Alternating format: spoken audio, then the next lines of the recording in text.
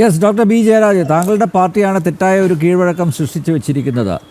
അതായത് ആരോപണ വിധേയരായവർ, പ്രത്യേകിച്ച് ഇങ്ങനെ ലൈംഗിക ആരോപണ വിധേയരായവർ ജനപ്രതിനിധി സ്ഥാനം, MLA സ്ഥാനം രാജിവെക്കേണ്ട എന്ന് മുകേഷിൻ്റെ ഉദാഹരണം അവിടെ കിടപ്പുണ്ട്. ഇപ്പോൾ നേരത്തെ AK ശശീന്ദ്രനെതിരെ ഇത്തരമൊരു ആരോപണം ഉയർന്നപ്പോൾ അദ്ദേഹം മന്ത്രിസ്ഥാനം രാജിവെച്ചു, പക്ഷേ MLA സ്ഥാനം രാജിവെച്ചില്ല. നേരത്തെ PJ ജോസഫിനെതിരെ ആരോപണം ഉയർന്നു വന്നപ്പോഴും അങ്ങനെ തന്നെയായിരുന്നു. അപ്പോൾ അങ്ങനെ ഒരു കീഴ്വഴക്കം LDFും UDFും ഇവിടെ ഉണ്ടാക്കി വെച്ചിട്ടുണ്ട്.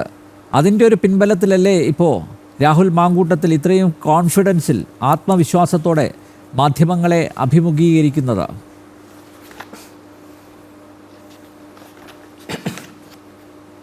ഇതിനകത്ത് നമ്മൾ ഈ എല്ലാ വിഷയങ്ങളെ നമുക്ക് ഒരേ രീതിയിൽ തൂക്കി കാണാനായിട്ട് പറ്റില്ല. കാരണം ഒന്ന്, ഞാൻ കൊല്ലത്ത് നിന്ന് വരുന്ന ഒരാളാണ്. M മുകേഷ് എൻ്റെയും കൂടെ MLA ആണ്. അദ്ദേഹത്തിൻ്റെ പ്രശ്നം എന്ന് പറയുന്നത്, അദ്ദേഹം ഈ രാഷ്ട്രീയ പാർട്ടിയിൽ പ്രവർത്തിക്കുന്നതിന് മുമ്പ്, MLA ആവുന്നതിന് മുമ്പ് സിനിമയിൽ അഭിനയിച്ചുകൊണ്ടിരുന്ന കാലത്ത് 2013 തോന്നുന്നു ഈ പറയുന്ന ഈ മിനു നസീർ എന്ന് പറയുന്ന അവരൊരു ആരോപണമായിട്ട് വരുന്നത്. അത് ഇപ്പോഴാണ് ആരോപണമായിട്ട് വരുന്നത്. MLA ആയതിനു ശേഷമാണ് ആരോപണമായിട്ട് വരുന്നത്. അതിനുശേഷം അവർ നടത്തിയിട്ടുള്ള അങ്ങനെയല്ല, സ്ത്രീകൾക്കെതിരെയുള്ള ഈ പറഞ്ഞതുപോലെ ഇതിനകത്ത് പെർവേർഷൻ്റെ ഒരു ലെവലുണ്ട്, ഇതിനകത്ത് പ്രോസ്റ്റിറ്റ്യൂഷൻ്റെ വേറൊരു ലെവലുണ്ട്. ഇതിനെ ഒരുപാട് രീതിയിൽ നമുക്കിതിനെ കാണാനായിട്ട് പറ്റും. ഇതിനകത്ത് പ്രധാനപ്പെട്ടൊരു വിഷയം എന്ന് പറയുന്നത്, ഇത് ജെൻസിയുടെ ഒരു പ്രശ്നങ്ങളാണ്. ജെൻസിയുടെ പ്രശ്നങ്ങളെന്ന് പറഞ്ഞു കഴിഞ്ഞാൽ അവർ ജെൻസി അല്ല രാഹുൽ മാങ്കൂട്ടം, 35 വയസ്സോളമായി. എന്നാലും ഒരു ജെൻസിയുടെ പെരുമാറ്റ രീതികളാണ് നമുക്ക് കാണാൻ കഴിയുന്നത്. അവർ ഈ ബോഡി കൗണ്ട്സാണ് നോക്കുന്നത്, എത്ര പേരുമായി എനിക്ക് ബന്ധമുണ്ട്, എനിക്ക് എത്ര പേരുമായിട്ട് ഇതുണ്ട്. അതാണ് ഇവരുടെ തൊപ്പിയിൽ തൂവലായിട്ട് കൊണ്ട് നടക്കുക എന്നുള്ള ഒരു ചപല വികാരം ഇത്തരം ജനറേഷനിൽ നിന്ന് വന്ന, അതായത് മില്ലിനെയും കഴിഞ്ഞിട്ട് വന്ന എല്ലാവർക്കും അങ്ങനെ ഒരു പൊതുവെ അങ്ങനെ കാണാറുണ്ട്. ഏത് ലിംഗസമത്വത്തിൻ്റെ വിഷയമല്ല, ലിംഗസമത്വത്തിൻ്റെ വിഷയം അതാണ്. ലിംഗസമത്വം ഉറപ്പിക്കാൻ വേണ്ടിയിട്ടാണല്ലോ, ലിംഗസമത്വം ഉറപ്പിക്കാൻ വേണ്ടിയിട്ടാണല്ലോ ട്രാൻസ്ജെൻഡറിനെ കൂടെ വിളിച്ചത്. അപ്പോൾ അത് വേറൊരു വിഷയം. അപ്പോൾ ഇതിനകത്ത് ഒരുപാട് കാര്യങ്ങളുണ്ട്. എന്തിനാണ് ഈ മനുഷ്യനെ, ഈ പയ്യനെ, 35 വയസ്സുള്ള ചെറുപ്പക്കാരനെ ഈ കോൺഗ്രസ് പാർട്ടി ഇത്രയധികം ഭയക്കുന്നതെന്നുള്ളതാണ് നമ്മൾ അന്വേഷിക്കേണ്ടുന്നത്. കാര്യം എങ്ങനെയാണ് ഒരു സുപ്രഭാതത്തിൽ കേരള രാഷ്ട്രീയത്തിൻ്റെ സെൻറ്റർ സ്റ്റേജിലോട്ട് ഈ വ്യക്തി വരുന്നത്? TV ചർച്ചകളിലൂടെ മാത്രമാണ്. എന്നാൽ TV ചർച്ചകളിലൂടെ വളരെ പ്രഗത്ഭരായി, ഇതിനേക്കാളും പ്രഗത്ഭരായിട്ടുള്ള ചെറുപ്പക്കാർ, സിദ്ദീഖ് അടക്കമുള്ള അവരൊക്കെ വയനാട്ടിൽ നിന്നുള്ള കോൺഗ്രസ് പ്രതിനിധികൾ ഞാൻ ആദ്യകാലങ്ങളിൽ ചർച്ച കാണുമ്പം ഉണ്ടായിരുന്നവരൊക്കെ ഇപ്പോൾ രാഷ്ട്രീയത്തിൽ തന്നെ ഇല്ല. സോണിയാഗാന്ധിക്ക് രാഹുൽ ഗാന്ധിക്ക് വേണ്ടി ആദ്യമേ സീറ്റ് വിട്ടുകൊടുക്കുകയും പിന്നീട് വീണ്ടും വിട്ടുകൊടുക്കുകയൊക്കെ ചെയ്ത T സിദ്ദീഖിനെ പോലുള്ളവരെ കാണാൻ പോലും ഇല്ലാത്തൊരവസ്ഥയിലാണ് ഇത്തരത്തിലുള്ള ആളുകൾ പെട്ടെന്നുണ്ടാകുന്ന ഉദയം. അവർ ന്യൂ ഏജ് ആയിട്ടുള്ള സോഷ്യൽ മീഡിയയിൽ റീൽസ് വഴി ആളാകുന്നു. ഇപ്പോൾ ഇവർക്കൊരു സെലിബ്രിറ്റി സ്റ്റാറ്റസ് വരുന്നു എന്ന് ഇവർക്ക് തോന്നുന്നു, ഇവരെ ആളുകൾ ശ്രദ്ധിക്കുന്നു എന്നുള്ളൊരു തോന്നല, അങ്ങനെ ഒരു ഭ്രമത്തിൻ്റെ പേരിൽ ആരെയും അപ്രോച്ച് ചെയ്യാം, ആളുകൾ കൺഗ്രാജുലേഷൻസ് അയക്കുന്നു, മെസ്സേജ് അയക്കുന്നു, അവരുടെ എല്ലാം ഫോൺ നമ്പറിലേക്ക് എന്തും സംസാരിക്കാം, എന്ത് സംസാരിച്ചാൽ അത് സംഭാഷണം ചെയ്യുന്നത് തെറ്റാണോ എന്നൊക്കെയാണ് ചോദിക്കുന്നത്. ഇതിനകത്ത് പരാതിപ്പെടാനാണെങ്കിൽ നേരത്തെ തന്നെ 3 വർഷം മുമ്പ് തന്നെ ഈ ബോൾഡായിട്ട് വന്ന ആ പെൺകുട്ടി നേരത്തെ തന്നെ മറ്റേ പ്രതിപക്ഷ നേതാവിന് കത്ത് കൊടുത്തതാണ്.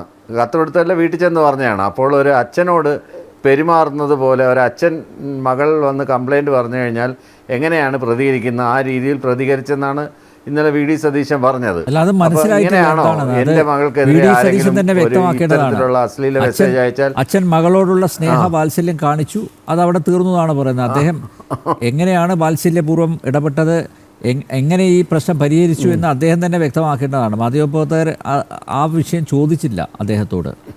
എനിക്ക് മനസ്സിലായില്ല. താങ്കൾക്ക് വല്ലതും മനസ്സിലായോ? താങ്കൾ സൈക്കോളജി പഠിപ്പിക്കുന്ന ഒരു അധ്യാപകൻ കൂടിയാണ്.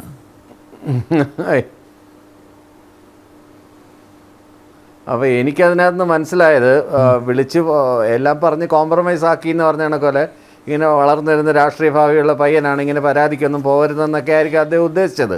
അല്ലാതെ ആ രീതിയിൽ സ്ട്രോങ് ആയിട്ട് ഒരു ആക്ഷൻ എടുത്തില്ല. പക്ഷേ പല കോൺഗ്രസ് ഫോറങ്ങളിലും വാട്സപ്പ് ഗ്രൂപ്പുകളിലും സ്ഥിരമായി ഇദ്ദേഹത്തിനെക്കുറിച്ച്, അതിനിടയ്ക്ക് പല ആളുകളെക്കുറിച്ച്, ഇതിനിടയ്ക്ക് ഒരു കോൺഗ്രസ് MPയുടെ മകളെ വരെ ഇമാതിരി വിവാഹ വാഗ്ദാനം നൽകി പീഡിപ്പിച്ചു എന്നുള്ള വാർത്തകൾ വരുന്നു.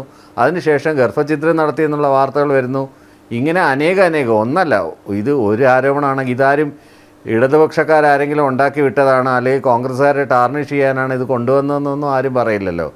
പിന്നെ രണ്ടാമത് പറഞ്ഞ ശശീന്ദ്രൻ്റെ കേസ് എന്ന് പറയുന്നത് ഒരു മീഡിയ കോൺസ്പിറസിയാണ്, ഒരു ഹണി ട്രാപ്പ് രീതിയിലായിരുന്നു. അതിനുശേഷം ആ ചാനൽ തന്നെ നിന്നുപോയത് നമുക്കെല്ലാം അറിയാവുന്നതാണ്.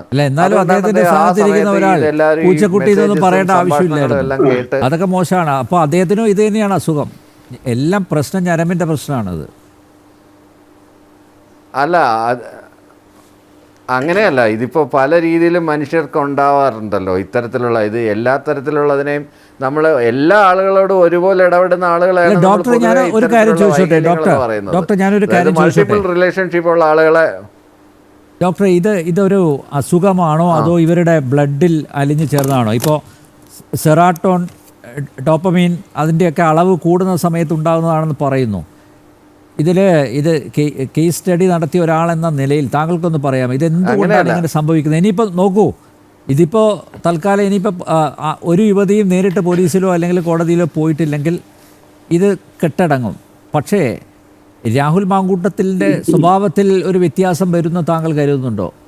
ഇങ്ങനെയുള്ളവർ ആ ഒരു ഹാബിച്വൽ ഒഫൻഡറായിട്ട് അങ്ങനെ മുന്നോട്ട് തന്നെ പോകില്ലേ? അവരെ പെട്ടെന്ന് നമുക്ക് റിഫോം ചെയ്യാൻ പറ്റുമോ, നവീകരിക്കാൻ പറ്റുമോ?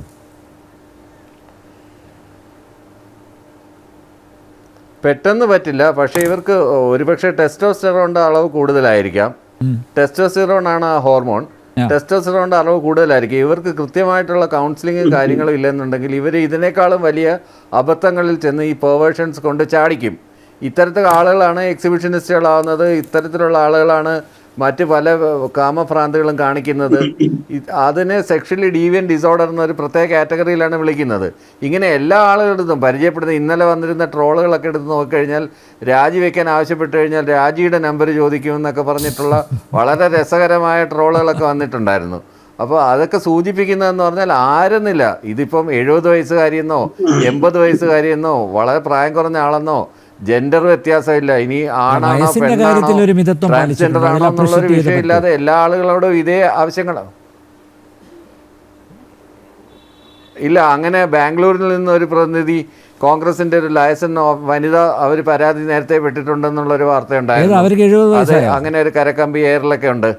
ബാംഗ്ലൂരിൽ നിന്നുള്ള ഒരു കോൺഗ്രസ് പ്രവർത്തക അവർക്ക് 70 വയസ്സായി അവർ പരാതിപ്പെട്ടിരുന്നു, ഹൈക്കമാൻഡിൽ പരാതിപ്പെട്ടിരുന്നു.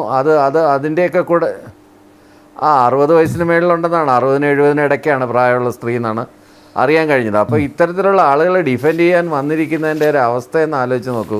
അപ്പോൾ എന്ത് കാര്യം പറഞ്ഞിട്ടാണ് ഇത്തരം മാലിന്യങ്ങളെ ചവിട്ടുകൊട്ടയിലിട്ട് വലിച്ചെറിയുക, അല്ലെ അവരെ ട്രീറ്റ്മെൻറ്റ് കൊടുക്കേണ്ടവരെ കൊടുത്ത് ട്രീറ്റ്മെൻറ്റ് ചെയ്യിപ്പിക്കുക, ഇതൊക്കെയല്ലേ ചെയ്യേണ്ടുന്നത്? അല്ല, എല്ലാ പാർട്ടിയും ചെയ്യണം. ഡോക്ടർ ജയരാജ്, അവിടെയാണ് ഞാനും താങ്കളും തമ്മിൽ തെറ്റുന്നത്.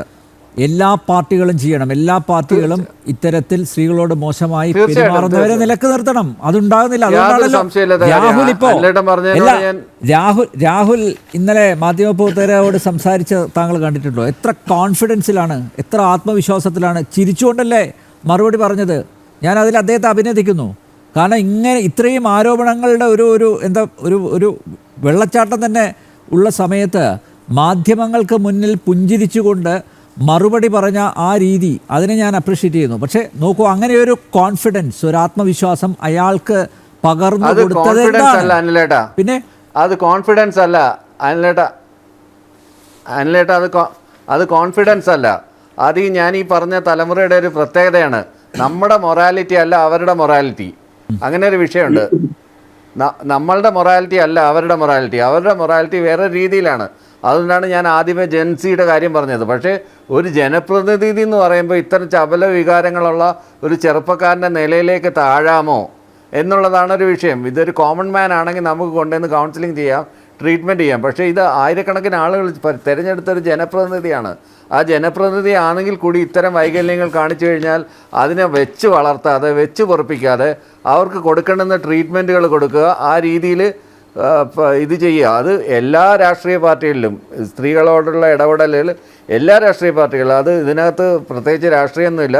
ഇത്തരത്തിലുള്ള ആളുകളെ, ഇത്തരത്തിലുള്ള ചീഞ്ഞ ആപ്പിളുകളെ അല്ലെങ്കിൽ ചീഞ്ഞ ഓറഞ്ചുകളെയൊക്കെ എടുത്ത് കളയേണ്ടുന്ന, ചീമുട്ടകളെയൊക്കെ എടുത്ത് എറിഞ്ഞ് കളയേണ്ടുന്ന സമയം അതിക്രമിച്ചിരിക്കുകയാണ്. കേരളത്തിൽ വളരെ വൃത്തികേടാണ് കേരളത്തിൽ ഇങ്ങനെയൊക്കെയുള്ള കാര്യങ്ങൾ നടക്കുന്നത്. അത് ഏത് പാർട്ടിയിലായിക്കോട്ടെ, ഇത്തരത്തിലുള്ള മാലിന്യങ്ങളെ വെച്ചുറപ്പിക്കാൻ പാടില്ല. അല്ലെന്നുണ്ടെങ്കിൽ നമ്മളെപ്പോഴും ആവശ്യപ്പെടുന്നത് എന്താണ്? സ്ത്രീകളുടെ ഒരു ഇത്തരം മണ്ഡലങ്ങളിൽ, പൊതുമണ്ഡലത്തിൽ സ്ത്രീകൾ വന്നു കഴിഞ്ഞാൽ സ്ത്രീകൾക്ക് സംവരണം ഇല്ലാതെ തന്നെ അവർ വന്നു കഴിഞ്ഞാൽ നല്ല മാറ്റം ഉണ്ടാവും, ഭരണത്തിൽ നല്ല മാറ്റം ഉണ്ടാവും എന്നൊക്കെ ആവശ്യപ്പെടുകയും അങ്ങനെ സന്തോഷിക്കുകയൊക്കെ ചെയ്യുന്ന ആളുകളാണ് നമ്മളെല്ലാവരും, പുരോഗമന ചിന്താഗതികളുള്ള എല്ലാ ആളുകളും.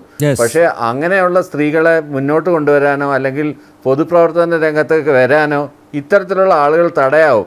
ഈ രാത്രികാലങ്ങളിൽ ഫോൺ വിളിക്കുക, അസഭ്യ ചാറ്റുകൾ നടത്തുക, അക്കാര്യത്തിലൊക്കെ രമേശ് ചെന്നിത്തലയൊക്കെ സമ്മതിച്ചു കൊടുത്തിരിക്കുകയാണ്. ഈ കാര്യത്തിൽ വളരെ ബോൾഡായിട്ടുള്ള സ്റ്റാൻഡാണ് അദ്ദേഹം ഇന്നലെ എടുത്തത്. അദ്ദേഹം മാത്രമേ ഉള്ളൂ.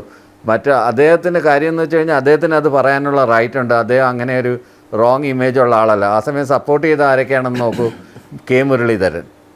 അപ്പോൾ ഇതിൽ നിന്ന് വന്ന വ്യത്യാസം നമുക്ക് മനസ്സിലാവുമല്ലോ. ഇപ്പോൾ ഇതിനകത്ത് ആര് സപ്പോർട്ട് ചെയ്യുന്നു, ആര് എതിർക്കുന്നു എന്നൊക്കെ ഉള്ളത്. അപ്പോൾ അങ്ങനെ ഉള്ളൊരു വിഷയമാണ് ഇതിനകത്ത്. ഇത് ഒരാളുടെ മാത്രം വിഷയമല്ലെന്നേ, ഒരുപാട് പേരുണ്ട്. ആ ഒരുപാട് പേരിൽ ഒരാൾ പിടിക്കപ്പെട്ടതാണ് ഇന്ന്. നാളെ ഓരോരുത്തരുടെ പൊയ്മുഖങ്ങൾ അഴിഞ്ഞു വീഴും. അതെല്ലാ രാഷ്ട്രീയ പാർട്ടികളിലും ഇത്തരക്കാരുടെ പൊയ്മുഖങ്ങൾ അഴിഞ്ഞു വീഴണം. അല്ലെങ്കിൽ ഇതൊക്കെ പിച്ച് ചീന്തണം. എന്നിട്ട് സമൂഹ മനസാക്ഷിയുടെ മുന്നിൽ കൊണ്ടുവന്ന് ഇവരെയൊക്കെ പരസ്യം